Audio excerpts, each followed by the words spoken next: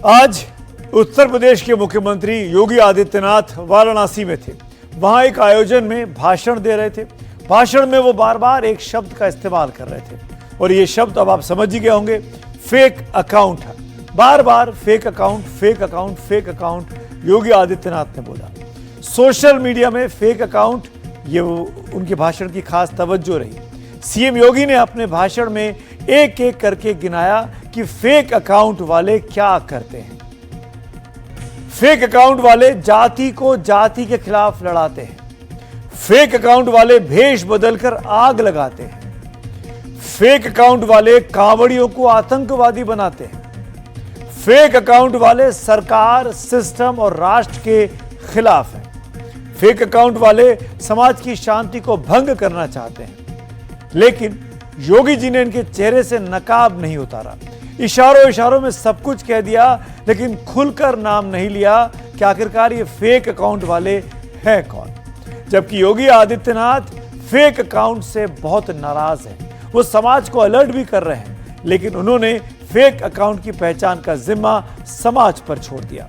पहचानो और इनका बॉयकॉट करो। योगी आदित्यनाथ देश के सबसे बड़े प्रदेश उत्तर प्रदेश के मुख्यमंत्री।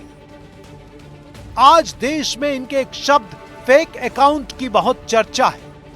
आयोजन बिरसा मुंडा पर था, लेकिन योगी आदित्यनाथ का पूरा जोर फेक अकाउंट पर था। लोग पूछ रहे हैं कि योगी आदित्यनाथ की बोली में फेक अकाउंट अचानक कीवर्ड क्यों बन गया। मुहर्रम के बाद कांवड़ के सावन में जब वो वाराणसी पहुंचे तो उन्हें बार बार फेक अकाउंट वर्ड क्यों इस्तेमाल करना पड़ा। उन्होंने क्यों कहा कि फेक अकाउंट वाले जाति को जाति के खिलाफ लड़ाना चाहते हैं।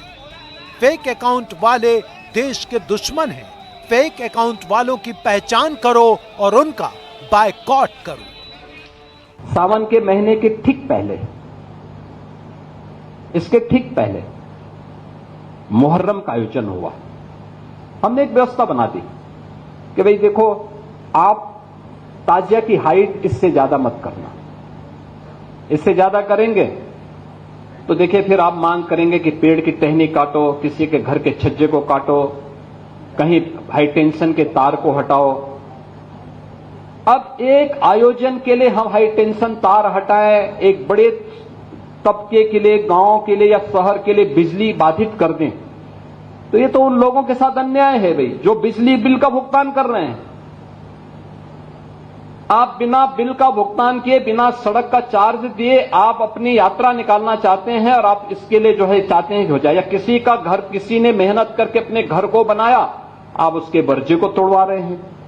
एक पेड़ को लगने में 40 साल 50 साल लगते हैं, आप उसकी टहनियों को कटवा रहे हैं। क्यों कटवाएंगे आप? क्या अधिकार है आपको? हमने कहा यह नहीं होगा। जौनपुर में जबरदस्ती उन्होंने बड़ा ताजिया उठाया और हुआ क्या, वो हाई टेंशन की चपेट में आया, 3 लोग मर गए। बाद में उन्होंने रास्ता जाम किया तो पुलिस ने कहा क्या करें। मैंने कहा लाठी मार करके बाहर करो इनको, क्योंकि ये लातों के भूत हैं, बातों से मानेंगे नहीं। जब हमने कहा था कि हाई टेंशन तार की चपेट में आ सकते हो, इससे ऊंचा मत करना, अपने इन्होंने किया है, आप कार्रवाई कर दो इनके खिलाफ। देखिए, एक भी जगह सोशल मीडिया में किसी ने विरोध नहीं किया, कोई ने विरोध किया। उत्तर प्रदेश में तो हम लोगों ने व्यवस्था भी बनाई हुई है कि वे अस्त्र शस्त्र से आप प्रदर्शन नहीं करेंगे, नहीं तो मुहर्रम का हर जुलूस उत्पात का, आगजनी का, तोड़फोड़ का कारण बनता था। बहन बेटियां सड़कों पर नहीं निकल पाती थी।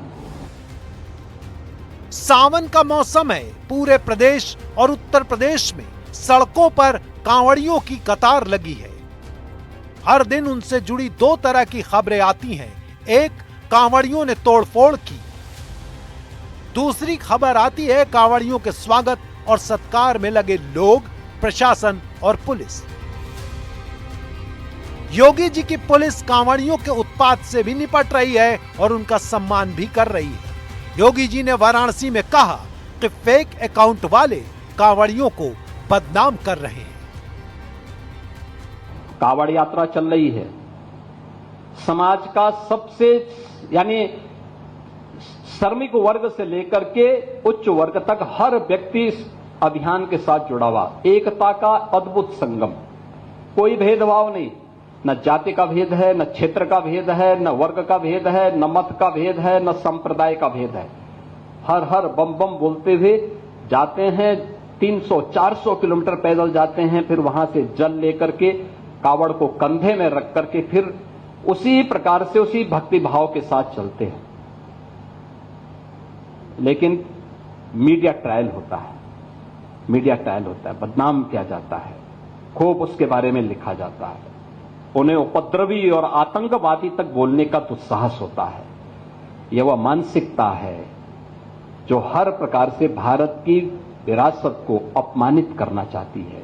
ये वही लोग हैं जिन्होंने जनजातीय समुदाय को भारत से अलग करने का प्रयास किया, उन्हें भड़काने का काम किया, उन्हें भारत के खिलाफ संघर्ष करने के लिए हर स्तर पर षड्यंत्र किए।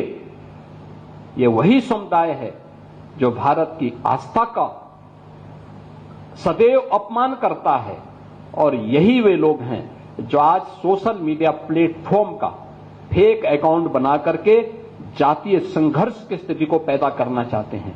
इन सब से अगर हम सावधान रह करके अपने आप को सुरक्षित कर सकें, अपने समाज को सुरक्षित कर सकें, तो राष्ट्रीय एकता को संबल प्रदान करने में वर्तमान की इस भूमिका में हमारी संस्थाएं बड़ी भूमिका का निर्वहन कर सकती हैं। समाज में शांति और सौहार्द रहना चाहिए, इसके लिए सबको सरकार के सिस्टम पर विश्वास करना चाहिए। जो लोग ऐसा नहीं करते वो ऐसे भूत हैं जो बातों से नहीं मानते। उनके लिए पुलिस को विशेष सेवा का आदेश है। यहां भी योगी जी ने फेक अकाउंट को कनेक्ट किया है। 3 वर्ष पहले की एक घटना है, एक जगह एक आगजनी की घटना घटित हुई। तो मैंने कहा यार देखो, ये आगजनी की घटना दिखाती है, इसकी प्रकृति दिखाती है कि इस समुदाय ने नहीं किया होगा, पुलिस वहां कार्रवाई करे। मैंने कहा देखो कार्रवाई थोड़ा रोको, देखो मैं बताता हूं अभी। मैंने कहा उसके पूरे वीडियो फुटेज निकालो। तो आप आश्चर्य करेंगे कि आगजनी करने वाला एक व्यक्ति वह केसरिया गमछा बांधा हुआ है, लेकिन आगजनी करते समय अचानक उसका गमछा निकला, आगजनी करते करते उसके मुंह से निकल पड़ा या अल्लाह। तो मैंने कहा देखो, किस समुदाय हिंदुओं की एक जाति को बदनाम करने के लिए किस शरारत के तहत गमछा बांध करके और पूरी व्यवस्था को अपमानित कर रहा है। ये चीजें दिखाती है कौन लोग हैं जो फेक अकाउंट बना करके जातीय संघर्ष की स्थिति को पैदा करना चाहते हैं, और उन तत्वों को, छुपे हुए उन दुश्मनों को जो समाज की शांति को भंग करना चाहते हैं, अगर हम उन्हें चिन्हित करके समय रहते हुए उनका वॉकआउट कर सकें, तो समाज की एकता में बाधक ऐसे तत्वों को भी बेनकाब किया जा सकता है। राष्ट्रीय एकता को भी और सुदृढ़ हम बनाने में मदद कर सकते हैं, और मुझे लगता है ये आज की सबसे बड़ी आवश्यकता होगी। फेक अकाउंट से योगी जी किसे निशाने पर ले रहे हैं? उनकी नजर किसी वर्ग या समुदाय पर है? क्या वो किसी वर्ग के लिए कोई नया वर्ड क्वाइन कर रहे हैं, या फिर सोशल मीडिया की शैली में समाज के उन लोगों को नाम दे रहे हैं जिन्हें अपनी पसंद के लिए सिस्टम को तोड़ना अच्छा लगता है? लखनऊ से रणवीर की रिपोर्ट। तो अगर आप कानून के साथ खिलवाड़ करेंगे तो कानून तो आप पर कार्रवाई करेगा।